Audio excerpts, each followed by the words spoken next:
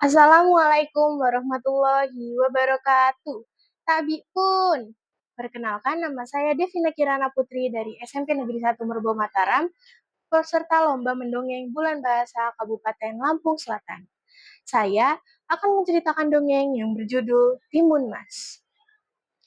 Alkisah di sebuah desa yang berada di Jawa Tengah. Hiduplah seorang janda tua yang bernama Bo Srini. Mbok Srini hidup sebatang kara. Ia sangat menginginkan kehadiran seorang anak. Suatu malam, Mbok Srini bermimpi didatangi oleh sesosok makhluk raksasa yang menyuruhnya untuk pergi ke hutan. Saat bangun, Mbok Srini langsung bergegas untuk pergi ke hutan. Saat tiba di sana, Mbok Srini terkejut karena ia menemukan sebuah bungkusan yang berisi sebutir biji timun.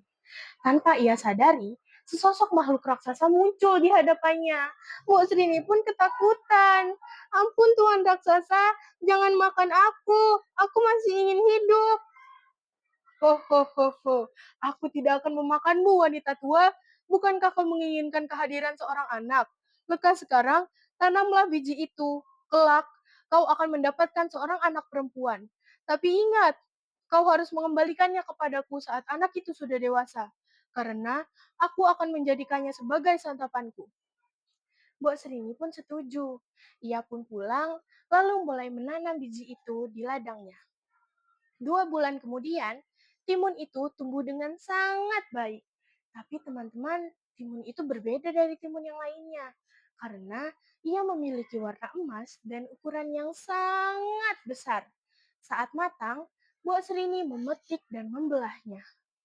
Betapa terkejutnya! Mbok Srini menemukan seorang bayi yang berada di dalam timun itu. Ia menimang-nimang bayi itu dan memberikan nama Timun Mas.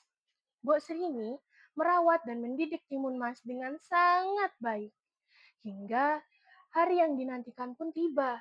Raksasa akan datang untuk menjemput Timun Mas. Mbok Srini menceritakan semuanya kepada Timun Mas. Timun Mas yang mendengar cerita itu pun tersontak kaget. Tidak, Ibu. Aku tidak mau dibawa raksasa itu. Aku sayang sama Ibu. Mbok Srini pun mencari cara agar anaknya selamat dari raksasa itu. Mbok Srini menyuruh Timun Mas agar berpura-pura sakit. Dengan cara itu, raksasa pasti tidak akan memakannya. Raksasa pun tiba. Maaf Tuan raksasa, anak itu sedang sakit. Jika kau memakannya sekarang, maka dagingnya tidak akan enak. Bagaimana jika 3 hari lagi kau menjemputnya? Aku akan menyembuhkannya dulu. Raksasa itu pun percaya. Lalu ia langsung menghilang. Mbok Srini mencari cara agar anaknya selamat lagi dari sang raksasa. Mbok Srini mendapatkan ide untuk pergi ke sebuah petapa. Petapa itu mau membantunya dan memberikan Mbok Srini 4 bungkusan. Mbok Srini pulang dan memberikan 4 bungkusan itu kepada Timun Mas. 2 hari kemudian, Timun Mas didatangi oleh raksasa itu karena raksasa itu ingin menagih janjinya. Raksasa itu yang melihat Timun Mas sudah dewasa pun jadi semakin senang dan semakin tidak sabar untuk menyantapnya. Raksasa itu langsung mengejar Timun Mas.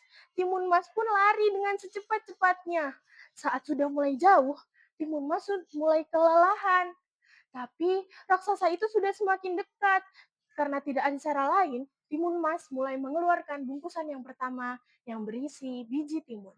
Timun Mas menebarkannya dan dalam sekejap hutan itu berubah menjadi ladang timun yang mengikat tubuh raksasa. Raksasa itu berhasil lolos dan Timun Mas mengeluarkan bungkusan yang kedua yang berisi jarum. Dalam sekejap, hutan itu berubah menjadi ladang bambu yang tumbuh dengan tinggi dan sangat runcing. Dan karena Timun Mas sudah mulai panik, Timun Mas mau mengeluarkan bungkusan yang ketiga yang berisi garam. Timun Mas menebarkannya dan dalam sekejap hutan itu berubah menjadi lautan yang luas dan sangat dalam. Tapi lagi-lagi raksasa itu berhasil lolos. Dan Timun Mas yang sudah mulai sangat panik, dia dengan penuh keyakinan mengeluarkan bungkusan yang keempat yang berisi terasi. Timun menebarkannya dan dalam sekejap hutan itu berubah menjadi lautan lumpur yang sangat panas. Raksasa itu pun kepanasan.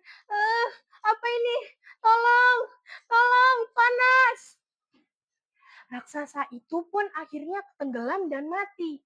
Ia mati dan akhirnya Timun Mas pun sangat bersyukur karena ia bisa lolos dari raksasa itu. Hingga akhirnya Timun Mas pun hidup bahagia bersama Mbok Srini. Sekian dongeng dari saya akhiri. Wassalamualaikum warahmatullahi wabarakatuh.